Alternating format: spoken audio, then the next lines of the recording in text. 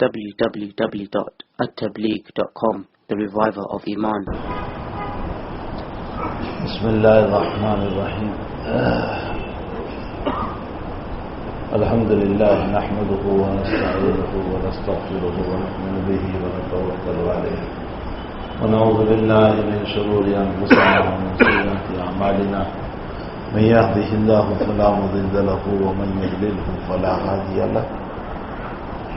ونشهد أن لا إله إلا الله وحده لا شريك له ونشهد أن سيدنا مولانا محمدا عبده ورسوله أما بعد باب التحريم مطل الغني بحق طلبه صاحبه.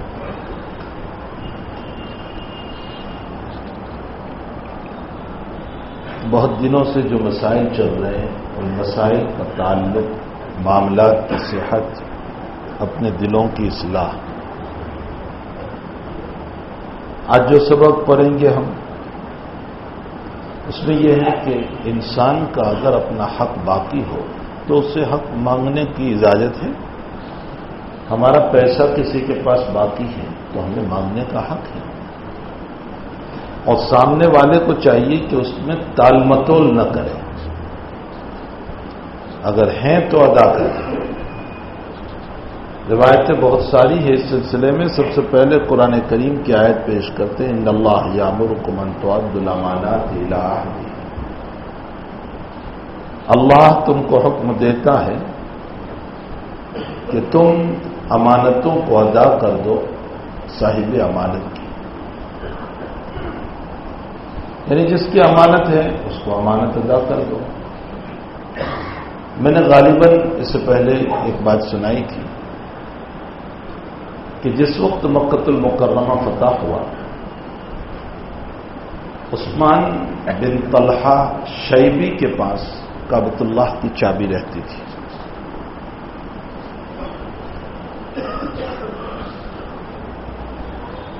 حضرت نے جب مکہ فتح ہوا تو حضرت نے فرمایا عثمان چابی لاؤ.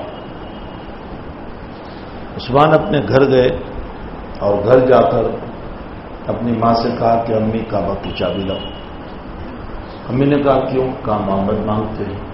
کہا نہیں دوں گی. فرمایا اگر تم نے چابی نہیں دی تو تیری گردن آج کٹ جائے گی، اس لیے کہ مکہ فتح ہو چکا ہے. ماں نے چابی دیا.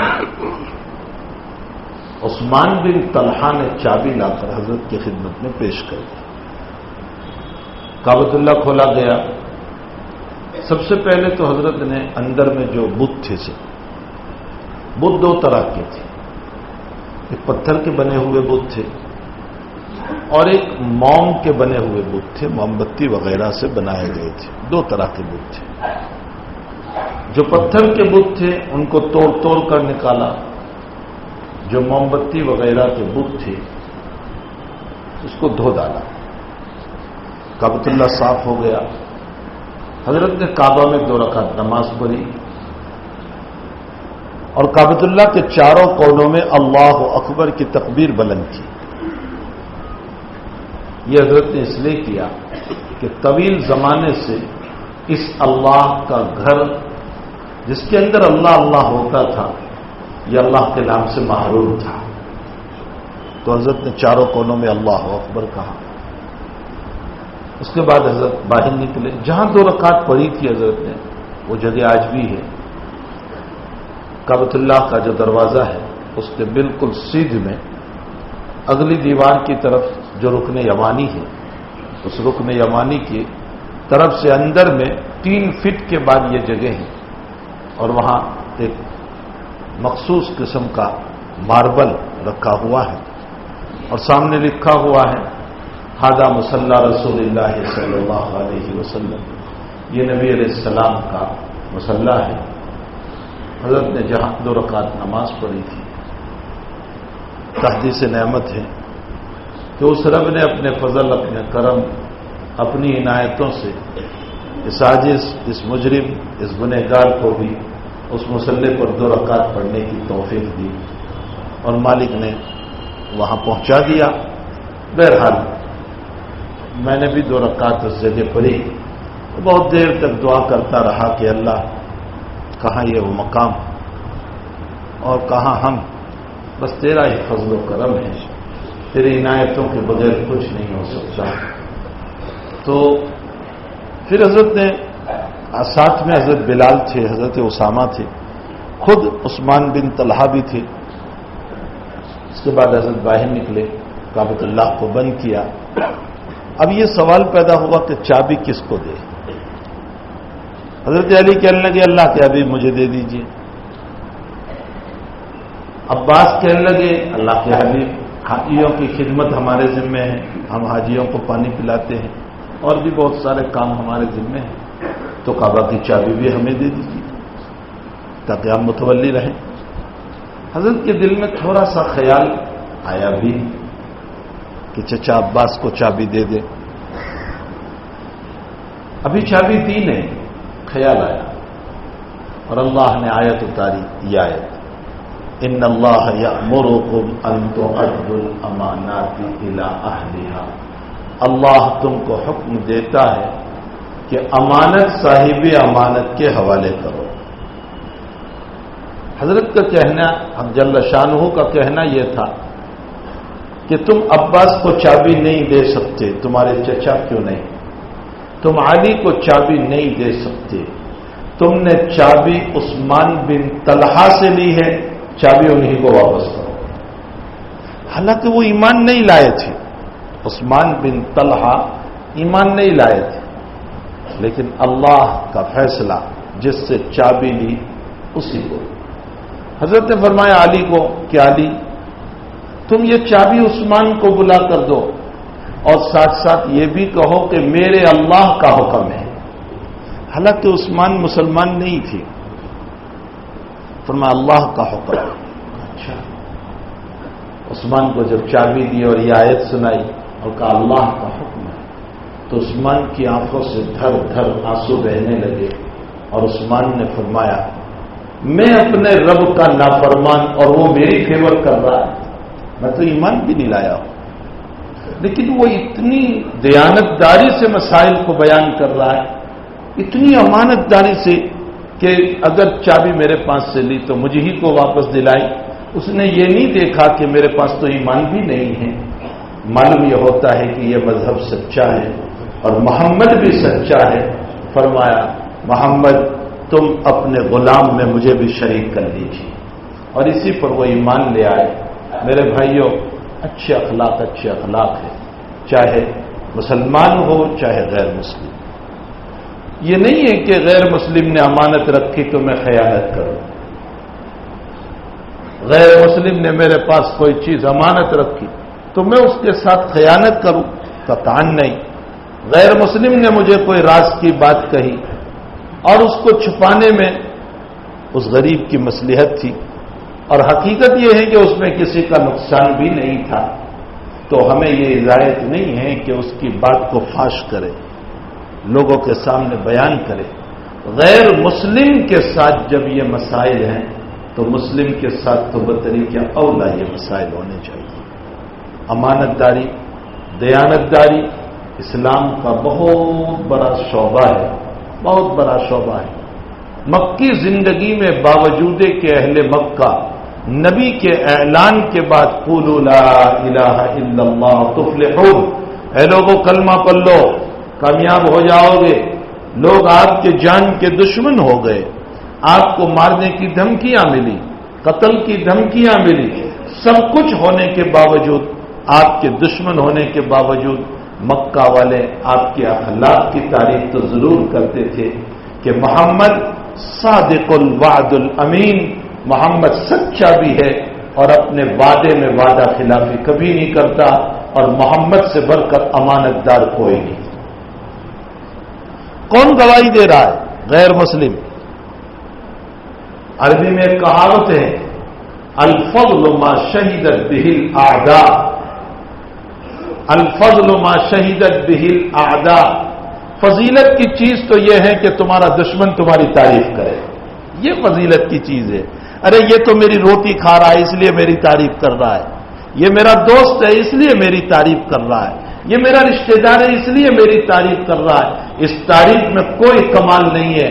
کمال یہ ہے کہ میرا دشمن میری تعریف کرے، جو میرے جان کا پیاسا وہ میری تعریف کرے، اس کو کمال، اس کو فضیلت کہا جاتا ہے۔ الفضل ما شہدت به الاعداء، کہنے کا مطلب یہ ہے کہ جناب نبی کریم صلی اللہ تعالی علیہ وسلم کے اخلاقیات پر کسی کو انگلی رکھنے کا بھی موقع نہیں تھا۔ انہوں نے یہ ضرور کہا کہ یہ مجنون ہے، یہ پاگل ہے، اس کا قرآن مجنونانہ کلام، یہ ضرور کہا، لیکن حضرت کے اخلاق پر کوئی بات کسی نے نہیں کی۔ پوری سیرت پڑھ لیں، پوری سیرت پڑھ لیں، اخلاق کے باب میں، حضرت کے باب میں کسی نے ایک لفظ تک نہیں کہا ہے۔ فرمایا آپ وعدے کے سچے۔ بہت لمبی روایت ہے، صلح ہو گئی اہل مکہ کی مدینے والوں کے ساتھ سن ہجری 6 میں، جس کو صلح حدیبیہ کہا جاتا ہے۔ صلح حدیبیہ کے بعد مکے والوں کا مدینہ، مدینہ والوں کا مکہ آنا جانا شروع ہو گیا، کاروبار سے آنا جانا شروع ہوا۔ اب مکے والوں نے اخلاق دیکھے، ادھر ابو سفیان کا سفر ہوا رومن امپائر میں، اس وقت کی سپر طاقت تھی، وہاں سفر ہوا۔ جن دنوں میں ابو سفیان وہاں پہنچا ہے تجارت کے لیے، انہی دنوں میں نبی کریم صلی اللہ علیہ وسلم نے حضرت دحیہ کلبی رضی اللہ تعالیٰ عنہ کے ساتھ ہرقل کے نام پر، جو وہاں کا بادشاہ تھا، اس کے نام پر ایک دعوت نامہ اسلام کا بھیجا۔ من محمد رسول اللہ الی ہرقل عظیم الروم سلام علی من اتبع الہدی اسلم تسلم یؤتک اللہ اجرک مرتین۔ دعوت نامہ حضرت کا ہے۔ فرمایا یہ محمد رسول اللہ صلی اللہ علیہ وسلم کی طرف سے خط جا رہا ہے ہرقل کے نام، جو رومن کا بادشاہ ہے، عظیم روم ہے۔ پھر حضرت نے یہ نہیں کہا السلام علیکم، اس لیے کہ غیر مسلم کو سلام نہیں ہوتا۔ فرمایا سلام علی من اتبع الہدی، سلامتی ہو اس کو جو ہدایت قبول کر لے، سلام علی من اتبع الہدی۔ اس کے بعد لکھا حضرت نے اسلم تسلم، اسلام لے آ، سلامتی پائے گا۔ وَيُؤْتِكَ اللَّهُ أَجْرَكَ مَرَّتَيْنِ، اور اللہ تجھے دگنا ثواب دے گا، ایک تیرے عیسیٰ پر ایمان کا اور ایک محمد الرسول اللہ پر ایمان کا، ڈبل ثواب ملے۔ فَإِن تَوَلَّيْتَ، اور اگر تو ایمان نہیں لایا، فَإِنَّ عَلَيْكَ اسْمَ الْأَرِيسِيِّينَ، تو تیری ساری قوم کا گناہ تجھے ہوگا، اس لیے کہ قوم بادشاہ کے نقش قدم پر ہوتی ہے۔ جب بادشاہ ایمان نہیں لایا تو قوم بھی ایمان نہیں لائی، تو سارے قوم کے لیے مانے رکاوٹ اگر بنا تو تو بنے گا، اس لیے ساری قوم کا گناہ بھی تجھے ہی ہوگا۔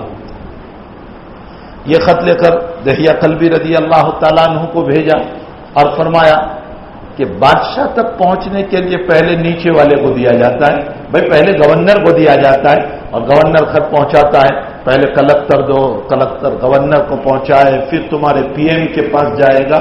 تو حضرت نے فرمایا کہ بحرین کے گورنر کو یہ خط پہنچاؤ اور وہ پہنچائے گا ہرقل کو۔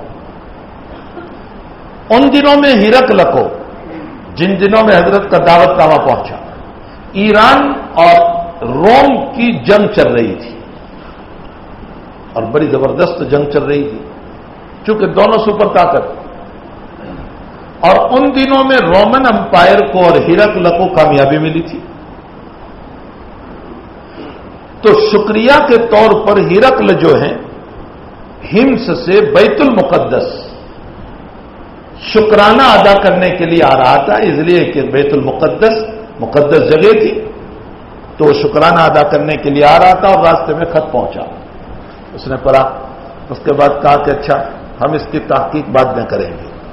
جب وہ اپنی عبادت سے فارغ ہو گیا تو عبادت سے فراغت کے بعد اس نے خط پڑھا، اور خط پڑھنے کے بعد اس نے کہا کہ اچھا جس ملک سے یہ خط آیا ہے اور جس جگہ سے یہ نبی جس نے نبوت کا دعویٰ کیا ہے وہاں کے لوگ ہمارے ملک میں آئے ہیں،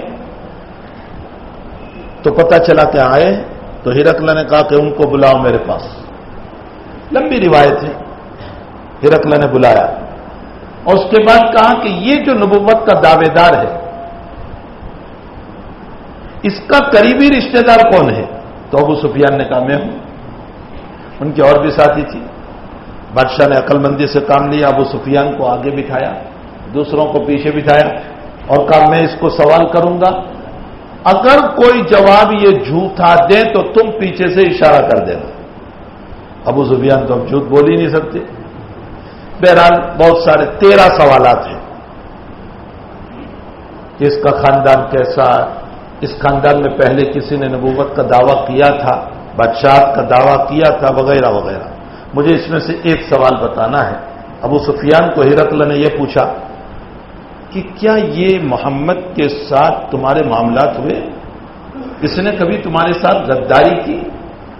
تو ابو سفیان کہتا ہے آج تک ہمارے ساتھ غداری نہیں کی. حضور کے اخلاق. ایک غیر مسلم بھی آپ کی شہادت دے رہا ہے کہ آج تک ہمارے ساتھ غداری نہیں کی. فرمایا وہ کن باتوں کا تمہیں حکم دیتا ہے؟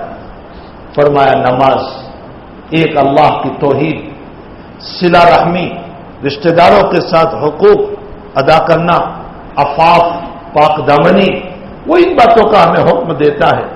ان سارے جوابوں کو سن کر ہرقل نے جو نتیجہ نکالا وہ نتیجہ یہ تھا کہ یہ جو اخلاق تم بیان کرتے ہو یہ نبی ہی کے اخلاق ہو سکتے ہیں, غیر نبی کے اخلاق نہیں ہو سکتے. جی میرے بھائیوں, غیر مسلموں نے بھی شہادت دی. آج ہمارے بعد میں ہمارا مسلم بھائی بھی شہادت دینے کے لیے تیار نہیں ہے, اس لیے کہ ہمارے اخلاق کی گراوٹ ہے. امانت ہم میں سے ختم ہو گئی. نہ بات کی امانت, نہ پیسوں کی امانت, کسی چیز کی امانت ہے ہی نہیں. بلکہ آج تو افسوس اس بات پر کہ خود مساجد, مدارس, تنظیم اور اس کے اندر جو اوقاف کے مال ہیں, جو مسجد پر قابض ہوتا ہے, مدرسے پر قابض ہوتا ہے, تنظیم کا صدر ہوتا ہے, وہ خود اوقاف کی زمین کو بیچتا ہے. وہ مسئلے ہی نہیں رہے. امانت داری. اسی لیے ترمذی شریف کی طویل روایت میں جناب نبی کریم صلی اللہ علیہ وسلم نے قیامت کی 14 نشانیاں بیان فرمائی. ان 14 نشانیوں میں ایک نشانی یہ بھی بیان کی کہ میری امت پر ایک دور آئے گا کہ جس میں لوگ وقف کے مال کو پراپرٹی سمجھیں گے. میری جائیداد, میری پراپرٹی. اور اس کے علاوہ بہت ساری نشانیاں بیان کیے نبی علیہ الصلوۃ والسلام نے. امانت بہت بڑی صفت ہے. امانت اپناؤ. کسی کی بات راز ہے, امانت رکھو. کسی نے آپ سے مشورہ لیا, امانت رکھو. کسی کا پیسہ ہے, امانت رکھو. کسی کی امانت کو ضائع نہ کرو. قرض لیا ہے تو قرض لیا ہے وہ بھی ایک ہمارے پاس امانت ہے, ہم اس کو ادا کر دیں. قرض کے کھانے والے نہ بنو, قرض کے کھانے والے نہ بنو. اللہ کے حبیب ایک مرتبہ دعا فرما رہے, اللہم انی اعوذ بک من المأثم والمغرم. اے اللہ میں گناہ کے بوجھ سے پناہ چاہتا ہوں اور میں قرض کے بوجھ سے پناہ چاہتا ہوں. صحابہ نے فرمایا گناہ کا بوجھ تو سمجھ میں آتا ہے, قرض کا بوجھ حضرت آپ کیوں پناہ مانگتے؟ حضرت نے فرمایا جب انسان قرض لیتا ہے اذا حدث کذب واذا وعد اخلف. فرمایا جب قرض لیتا ہے تو پھر وہ بات بات میں جھوٹ بولتا ہے اور بات بات میں وعدہ خلافی کرتا ہے. آج پیسے نہیں ہیں, کل دے دوں گا, پرسوں دے دوں گا, اترسوں دے دوں گا, 10 دن کے بعد دے دوں گا. میرے بھائیوں, حقیقت یہ ہے کہ قرض انسان کو جھوٹ بولنے پر مجبور کر دیتا ہے. اسی لیے ہماری کتابوں میں عربی میں ایک مقولہ ہے, القرض مقراض المحبت. قرض جو ہے وہ محبت کو کاٹنے والی سیزر ہے. قرض محبت کو کاٹنے والی کینچی ہے. اس کے ذریعے سے محبتیں ٹوٹ جاتی ہیں, آپس کے رشتے ٹوٹ جاتے ہیں. جناب نبی کریم صلی اللہ علیہ وسلم نے بھی قرضہ لیا ہے, یہ مطلب نہیں ہے کہ نہیں لیا. حضرت کی وفات ہوئی, انتقال ہوا, تو حضرت نے کسی یہودی کے پاس سے کچھ سا جو بطور قرض کے لیے تھے، ادھار خریدے تھے، اور اس کے بدلے میں حضرت نے اپنا بختر، اپنا زرہ جو جنگ میں پہنا جاتا ہے وہ گروی رکھا تھا حضرت نے، جس کو صدیق اکبر نے بعد میں قرضہ ادا کر کے جو کی قیمت ادا کر کے چھڑوایا. لیکن یہ کیوں لیا تھا؟ ضرورت کی بنیاد پر. اور ہمارا قرض کیوں لیا جاتا ہے؟ تعیش اور عیش کی بنیاد پر، تاکہ پراپرٹی زیادہ ہو جائے، دولت زیادہ ہو جائے. ہم جو قرض لیتے ہیں اس کی بنیاد اور ہے. حضرت نے بوقت ضرورت قرض لیا ہے، بوقت ضرورت اجازت ہے، لیکن خواہ اپنی جائیداد بڑھانے کے لیے، پراپرٹی بڑھانے کے لیے، عیش پرستی کے لیے ایک نکاح جو 50,000 میں ہو سکتا تھا، دکھاوا اور شہرت کے لیے بینکوں سے، لوگوں سے 5 لاکھ 10 لاکھ قرضہ لے کر کے اپنی بیٹی کا نکاح کیا. اور جب پیسے دینے کی باری آتی ہے، سنو، جناب نبی کریم صلی اللہ علیہ وسلم ابتداءً مدینۃ المنورہ کے اندر جب کوئی جنازہ آتا تھا، حضرت پوچھتے تھے اس پر کسی کا قرضہ باقی ہے؟ اگر کہتے کہ ہاں قرضہ باقی ہے تو حضرت فرماتے صلو علی صاحبکم، تم لوگ نماز پڑھ لو، تمہارا نبی اس کی جنازے کی نماز نہیں پڑھے گا. امت کو بتایا بلا ضرورت قرض کے چکر میں نہ پڑو. ہاں، بعد کی زندگی میں بھی حضرت نے نماز پڑھانا شروع کیا تھا اور لوگوں کے قرضوں کو بیت المال کے اندر سے ادا کر دیتے تھے.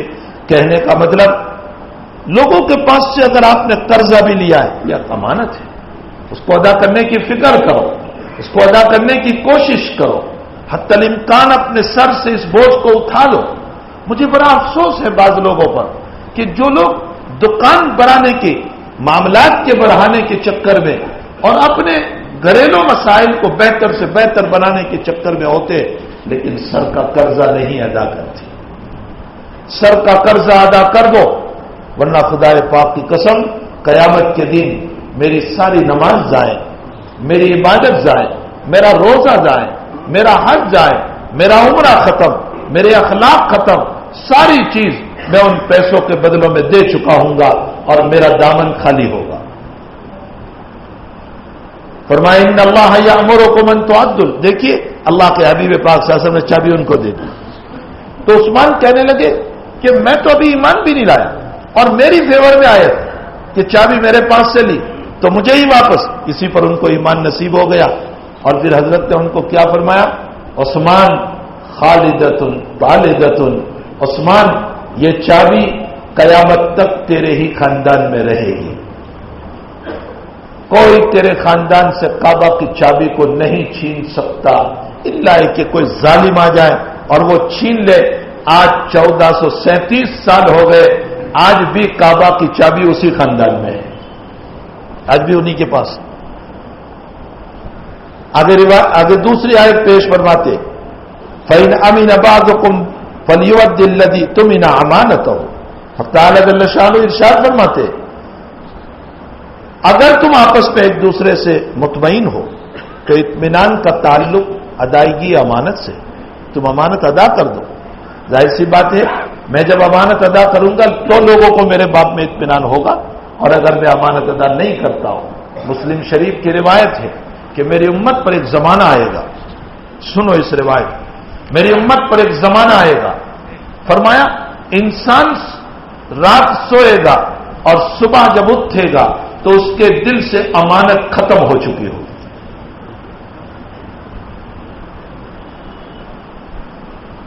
پھر کیسے رہ جائے گا وہ؟ نبی علیہ الصلوۃ والسلام نے مثال بھی بڑی عجیب دی. کجمرین دہرجت ہو، حضرت فرماتے جیسے آگ کا شعلہ تمہارے پاؤں پر گرے اور آبلہ ہو جائے، آبلہ تھوڑا ہو جاتا ہے، اوپر سے بہت اچھا لگتا ہے، اندر میں سوئی مارو تو کچھ نہیں نکلے گا سوائے گندے پانی کے.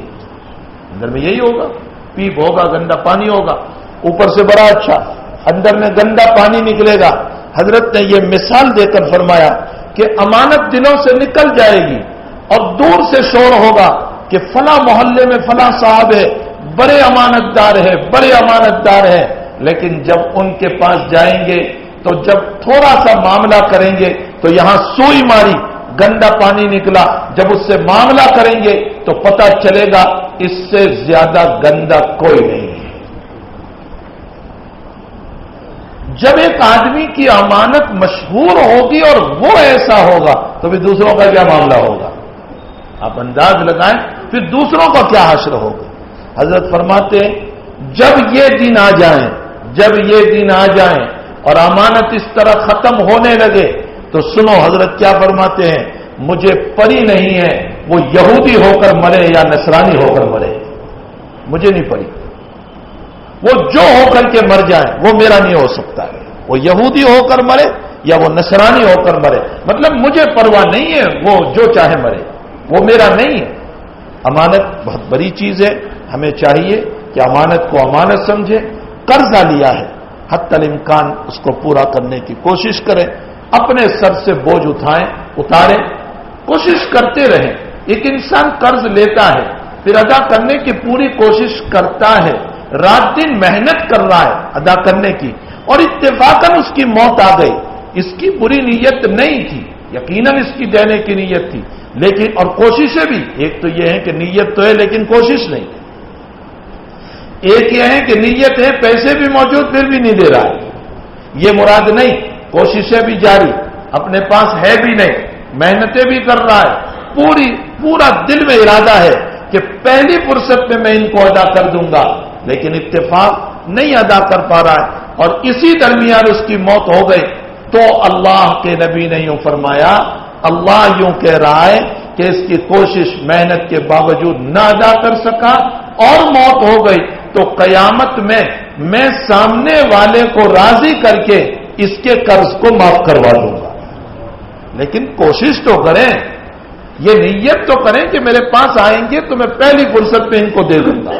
جتنے آئیں گے دے دوں گا، ارے 2000 روپے باقی ہے، 100 روپے آئے، بھیا آپ کے 100 روپے، یہ مزید 200 روپے، یہ 100 روپے، یہ 300 روپے، بہت ممکن ہے کہ میری اس امانت کے اوپر سامنے والے کے دل میں محبت آ جائے اور وہ یوں کہہ دے کہ بھائی تم ٹکڑے ٹکڑے کر کے ادا کر رہے ہو، معلوم یہ ہوتا ہے کہ تمہارے پاس نہیں ہے، اچھا جتنا دیا باقی میں تم کو معاف کر دیتا ہوں۔ یہ ہو سکتا ہے کہ تعالی شان ہو سامنے والے کے دل میں محبت ڈال دے۔ تو میرے بھائیوں، معاملات کی صفائی بہت ضروری ہے، معاملات کی صفائی بہت ضروری ہے، قرض لیا ہو اس کو ادا کرو۔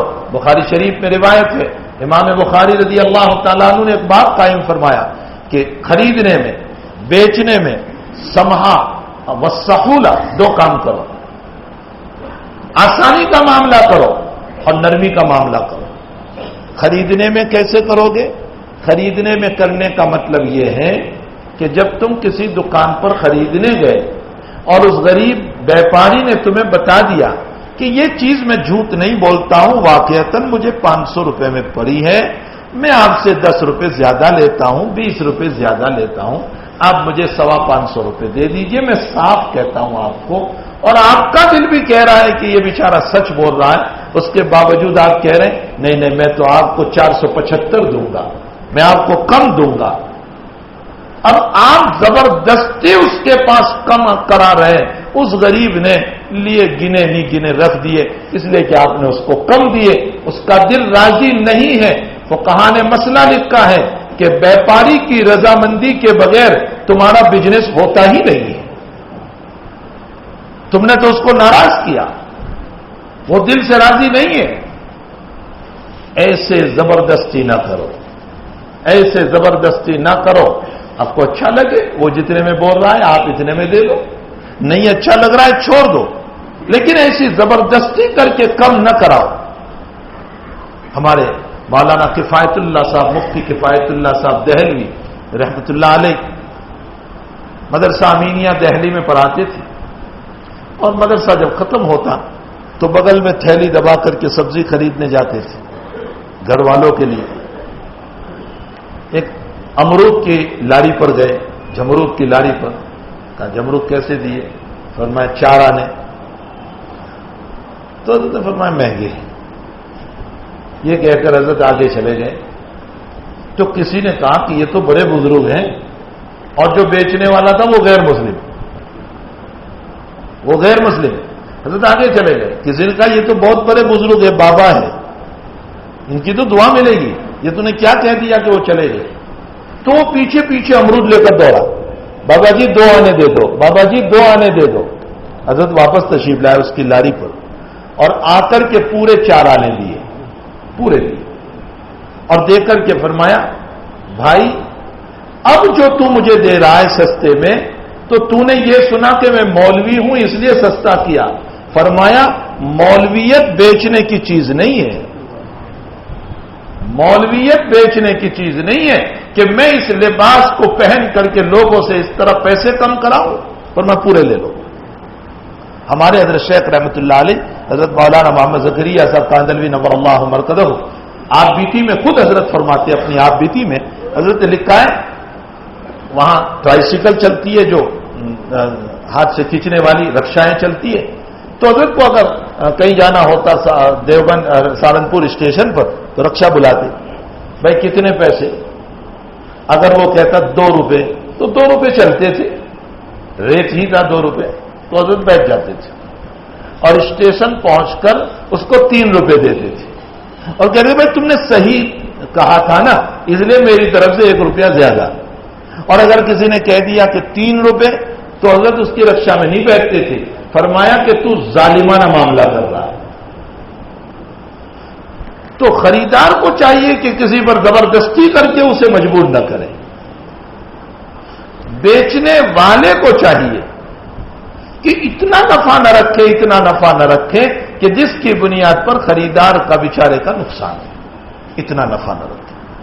پھر بیچنے والے کو چاہیے کہ اگر خریدار یوں کہہ رہا ہے کچھ کم کر دیجئے، اگر بیچنے والے کے بس میں آتا ہے تو اس کو چاہیے کہ کم کر دے تھوڑا سا، بشرطے کہ اس کا نقصان نہ ہو۔ اور اگر کسی غریب نے یوں کہا کہ مجھے ادھار دیجئے تو فرمایا اس کو ادھار دے دیجئے، اگر آپ کو یہ یقین ہو کہ انشاءاللہ یہ میرے پیسے واپس کر دے گا۔ پھر امام بخاری نے روایت نقل فرمائی کہ جناب نبی کریم صلی اللہ علیہ وسلم کا ارشاد ہے، بنی اسرائیل میں ایک آدمی کی موت ہو گئی، تو فرشتے اس کے پاس آئے اس کی موت کے موقع پہ، اسے پوچھا اعمال؟ فرمایا اعمال تو مجھے کچھ نظر نہیں آتے، البتہ میرا ایک عمل، میری دکان تھی اور میں نے اپنی دکان کے نوکروں کو کہہ رکھا تھا مالدار آوے تو کچھ سہولت کر دینا اور غریب آوے تو اس کو موقع دے دینا۔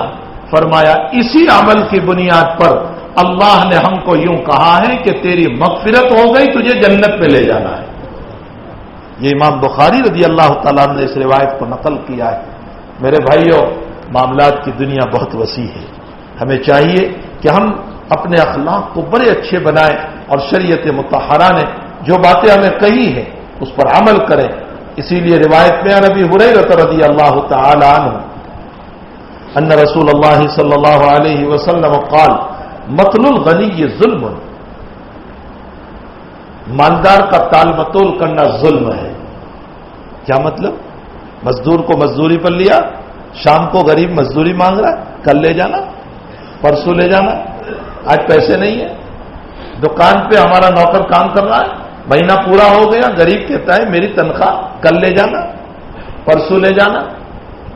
ایک آدمی کا قرضہ باقی ہے، وہ اب ہمارے اس کا پیسہ ہے، جب ہم لینے گئے تو بڑی منت سماجت سے، اور آج وہ جب مانگ رہا ہے تو اس موقع پر ہم کہتے ہیں آج نہیں ہے، 2-4 دن کے بعد دیں گے۔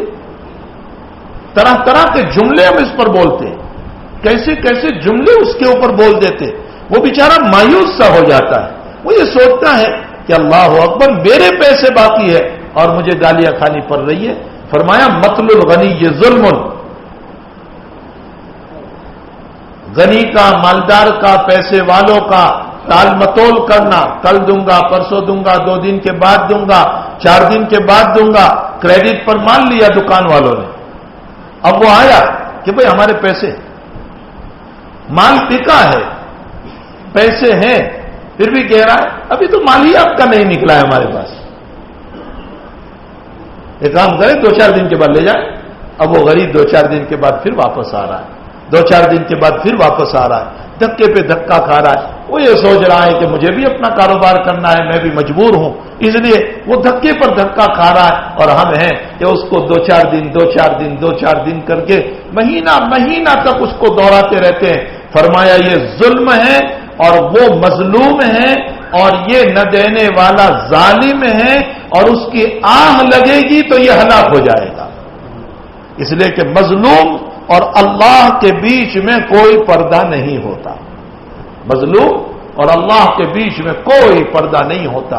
ہمیں چاہیے کہ اپنے معاملات کو بہت صاف ستھرے رکھے اور جو ہے اپنے اخلاق کو بہترین بنائیں، کاروبار کریں، حلال طریق پر کاروبار کریں، جائز طریق پر کاروبار کریں، ناجائز طریق محنت بھی کر رہے ہیں اور حرام کی روزی گھر میں آئے، یہ کیسا برا طریقہ ہے؟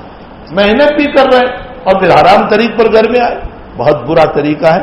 اس لیے ہمیں چاہیے کہ اخلاق بھی ہو، عادات بھی صحیح ہو، معاملات بھی صحیح ہو، زندگی بھی صحیح ہو، طریقے بھی حضور پاک صلی اللہ علیہ وسلم کے ہو۔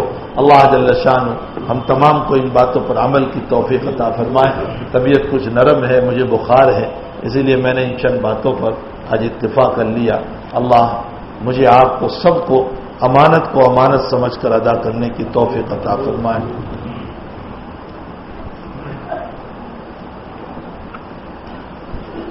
یہ کسی صاحب کا کینسر زبان میں ہو گیا ہے، کل ان کا آپریشن ہے، دعا کی درخواست کی، اللہ تعالیٰ ان کے آپریشن میں کامیابی عطا فرمائے۔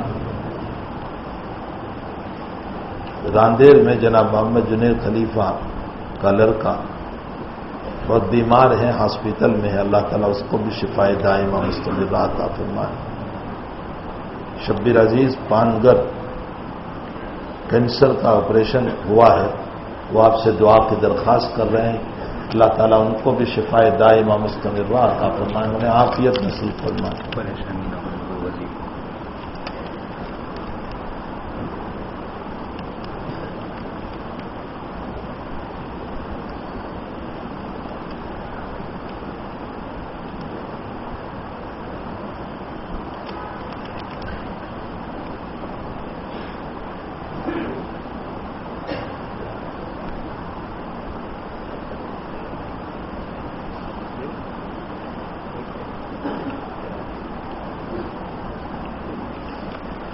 جناب نبی کریم صلی اللہ علیہ وسلم پر جب پریشانیاں آتی تھی، مصائب آتے تھے، حضرت کا پہلا معمول یہ ہوتا تھا کہ حضرت نماز کی طرف متوجہ ہو جاتی تھی، 2 رکعت نماز پڑھتے تھے اور 2 رکعت نماز پڑھ کر اللہ سے دعائیں کرتے تھے۔ پہلا کام ہماری مصیبتوں میں، پریشانیوں میں یہ ہونا چاہیے کہ ہم اللہ کی طرف رجوع کریں، نمازوں سے بڑے بڑے مسائل حل ہو جائیں گے۔ آخر اللہ کے نبی نے یہ کیوں فرمایا؟ تمہیں اچھی چیز ملی تو صلاۃ شکرانہ پڑھو، تمہیں کوئی ضرورت ہے تو صلاۃ الحاجت پڑھو، خود اللہ کے نبی علیہ السلام نے یہ پڑھا ہے۔ دوسری بات، حسبنا اللہ ونعم الوکیل خوب پڑھا کر۔ حضرت نے کوئی عدد نہیں بتایا ہے کہ 100 مرتبہ اور 200 مرتبہ اور 500 مرتبہ، ایک اصول اور ضابطہ یاد رکھیں۔ حضرت عاملوں کی طرف بہت سخت وظائف نہیں دیتے تھے، یہ عاملوں کی طرح نہیں کہ اس کو 1000 مرتبہ پڑھو نے، اس کو 5000 مرتبہ پڑھو نے، اس کو 10,000 مرتبہ۔ حضرت کے وہاں یہ، حضرت تو اپنی امت کے لیے سہولت، آسانی، جس مسئلے میں آسانی ہو۔ ایک روایت میں حضرت نے فرمایا کہ مسواک بہترین سنت ہے، میرا جی چاہتا ہے کہ میں ہر نماز کے موقع پر مسواک کو فرض قرار دوں، لیکن اگر میں نے فرض کر دیا تو میری امت کے لیے مشکل ہو جائے، اس لیے حضرت نے اس کو فرض قرار نہیں دیا۔ ایک روایت میں فرمایا میرا جی چاہتا ہے کہ رات کا ایک حصہ گزر جانے کے بعد عشاء کی نماز پڑھنے کو میں کہوں، لیکن اگر ایسا کیا گیا تو میری امت اتنی دیر جاگ نہیں سکے گی، مشکل ہو جائے گی، اس لیے حضرت نے فرمایا وقت ہوتے ہی تم پڑھنا چاہو تو پڑھ سکتے ہو، کوئی حرج نہیں۔ تو حضرت تو اپنی امت کے لیے شفقت۔ حضرت عائشہ فرماتی ہے کہ اللہ کے نبی کے سامنے جب 2 عمل آتے تھے تو دونوں میں جو آسان ہوتا تھا وہ امت کے لیے اختیار فرماتے تھے، امت کے لیے سہولت۔ بخاری شریف کی روایت ہے، رمضان میں حضرت اعتکاف میں تھی، حضرت نے نماز پڑھنی شروع کی، تراویح قیام اللیل، صحابہ جمع ہو گئے، صبح شور ہوا، دوسری رات میں اور صحابہ آ گئے، تیسری رات میں اور صحابہ آ گئے، مسجد بھر گئی پوری، چوتھی رات میں حضرت نے اپنے خیمہ جو تھا نا اعتکاف کا، اس میں سے دیکھا کہ ہو سارے لوگ آئے ہوئے ہیں، حضرت اپنے خیمے سے نکلے ہی نہیں اور اندر ہی خیمے میں نماز پڑھ لی۔ فجر کے بعد فرمایا رات کو میں تمہیں دیکھ رہا تھا، تم میرا انتظار کر رہے تھے، لیکن میں جان بوجھ کر نہیں نکلا، اس لیے کہ کہیں تمہاری اس نماز کے شوق کو دیکھ کر اللہ فرض نہ فرما دے، اگر تراویح فرض ہو گئی تو تم پڑھ نہیں پاؤ گے۔ امت کے لیے شفقت، حضرت کا معمول یہ تھا، امت کے لیے شفقت، سہولت کے مظاہر۔ تو یہ عاملوں کی طرح نہیں کہ 1000 نے 5000 نے 10,000 مرتبہ پڑھو، ایسا نہیں۔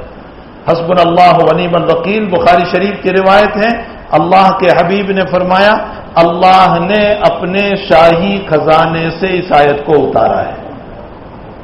اب شاہی خزانہ تو پرائیویٹ ہوتا ہے نا، اور اس میں جو چیزیں ہوتی ہیں وہ بھی بہت اعلیٰ ٹاپ لیول کی ہوتی ہے، اعلیٰ درجے کی ہوتی ہے۔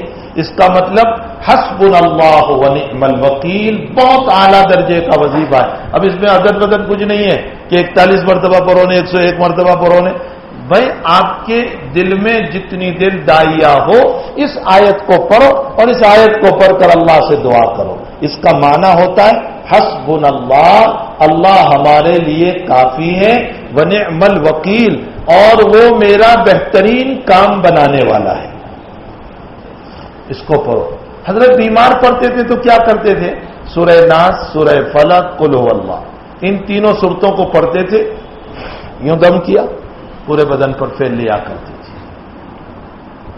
آخری دن حضرت کے انتقال کا حضرت پڑھ نہیں پائے بیماری کی وجہ سے۔ حضرت عائشہ فرماتی ہے کہ میں نے پڑھا، لیکن جب دم کرنے کی باری آئی تو عائشہ فرماتی ہے میں نے اپنے ہاتھ پر دم نہیں کیا، حضرت کا ہاتھ لے کر دم کیا، اس لیے کہ حضرت کے ہاتھ میرے ہاتھ سے بہت زیادہ اونچے ہیں، اور پھر حضرت کے ہاتھ پر دم کر کے حضرت کے ہاتھ ہی کو بدن پر پھیر دیا۔ تو یہ کچھ قرآن سے حدیث سے وظائف ہیں، اس کو پڑھنا چاہیے، اور ان دعاؤں کا جو نبی اکرم صلی اللہ علیہ وسلم نے بتائی ہے ان دعاؤں کا اہتمام کرنا چاہیے۔ نماز میں جب ہم دعا پڑھتے اللہم انی ظلمت نفسی ظلما کثیرا ولا یغفر الذنوب، ضروری نہیں ہے کہ یہی دعا پڑھو، اس کی جگہ پر اور بھی دعائیں نبی علیہ السلام سے ثابت ہیں، ان دعاؤں کو پڑھو۔ اور نماز میں بندہ اللہ سے قریب ہوتا ہے، تو ان دعاؤں کو جو پڑھے گا جس میں اللہ کے نبی نے فرمایا اللہم انی اعوذ بک من الہم والحزن، اے اللہ میں غموں سے پناہ چاہتا ہوں، میں مصیبتوں سے پناہ چاہتا ہوں، اے اللہ میں دشمنوں کے شرارتوں سے پناہ چاہتا ہوں۔ یہ اللہ کے نبی کی دعا ہے۔ اگر اس دعا کو یاد کر لیا اور آپ نے اللہم انی ظلمت نفسی کی جگہ پر یہ دعا پڑھ لی تو بھی کافی ہے، نماز بھی ہو جائے گی، دعا بھی ہو جائے گی، اللہ تعالیٰ راضی بھی ہو جائیں گے، عطا بھی فرما دیں گے۔ تو بھائی یہ حسبنا اللہ ونعم الوکیل کا وظیفہ بہت اچھا ہے، ہمیں پڑھنا چاہیے۔ اللہ عمل کی توفیق عطا فرمائے۔ اور اگلی منگل کو میرا ایک سفر ہے، اس لیے میں نہیں ہوں گا، اس لیے مجلس نہیں ہوگی۔ اللہ تعالیٰ ہم سب کو عمل کی توفیق عطا فرمائے۔ اللہم صلی وسلم علی حبیبک خیر الخلق کلہم۔ اللہ گناہوں کو معاف فرما، قصوروں سے درگزر فرما، سیاہ کاریوں سے معافی عطا فرما، جلی کفی ظاہر باطن صغائر کبائر کو معاف فرما۔ اے اللہ ہمارے دلوں کو صاف فرما، ہمارے معاملات کو ہمیں صحیح کرنے کی توفیق عطا فرما، اخلاق رذیلہ سے گندے اخلاق سے حفاظت فرما۔ اے اللہ جو بیمار ہیں سب کو شفا عطا فرما، جن کے آپریشن کا مسئلہ ہے کامیابی عطا فرما، جن کے آپریشن ہو چکے ہیں ان کو خوب صحت عطا فرما، جو پریشان حال ہیں سب کی پریشانیوں کو دور فرما، جن کی دکانیں نہیں چل رہے ہیں، کاروبار نہیں ہو رہے ہیں، ان کے کاروبار میں برکت عطا فرما۔ اے اللہ سب کی دنیا بھی بہتر بنا، سب کی آخرت بھی بہتر بنا، سب کی دنیا بھی بہتر بنا، سب کی آخرت بھی بہتر بنا، سب کی دنیا بھی بہتر بنا، سب کی آخرت بھی بہتر بنا۔ اللہ ہم سب کی دلی مرادوں کو، جائز تمناؤں کو پوری فرما۔ صلی اللہ علیہ نبی الکریم برحمتک یا ارحم الراحمین۔ السلام علیکم ورحمۃ اللہ۔